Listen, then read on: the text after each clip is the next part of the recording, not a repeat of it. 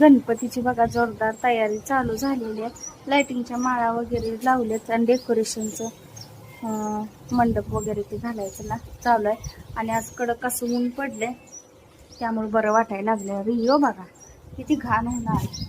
आणि मी कपडे धुतलेत, मी लागले कपडे वाळत घालायला। आता कपडे पटकन धुवावी, ऊन चांगलं पडले तर फ्रेश उन्हामध्ये कपडे जेवढे वाळतील तेवढं बरं वाटतंय ना। तर मी कपडे वाळत घालायले। आम्ही पण गेली शाळेला, डबा वगैरे सगळा झाला आणि घटक चाचणीची परीक्षा चालू असल्यामुळे शाळा आता लवकर आहे। गाडीचं चार्जिंग लावली। तर आजची रांगोळी बघा आपली छान अशी, रांगोळी बघा छान अशी काढली अश्विनी ताईंनी। उंबरठा पूजन पण केलंय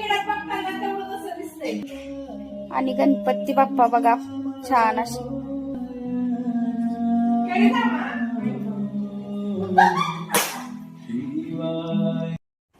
तर उन्हात पाऊस चालू झाला बघा, पाऊस। आणि भांडी घासत होते मी,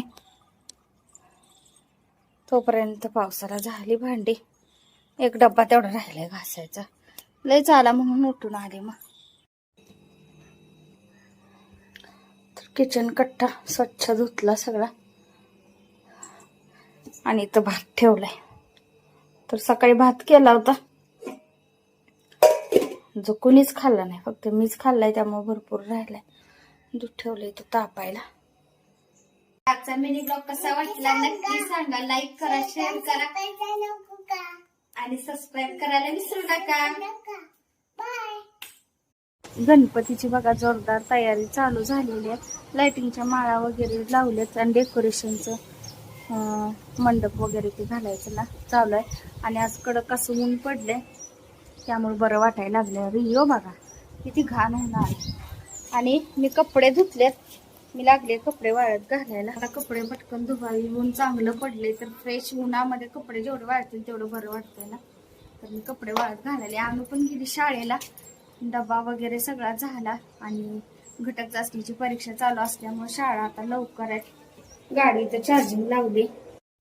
तर आजची रांगोळी बघा आपली छान अशी, रांगोळी बघा छान अशी काढली अश्विनी ताईंनी। उंबरठा पूजन पण केलंय आणि गणपती बाप्पा बघा छान अशी।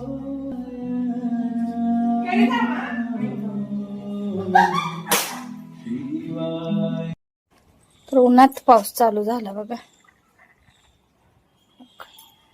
पाऊस।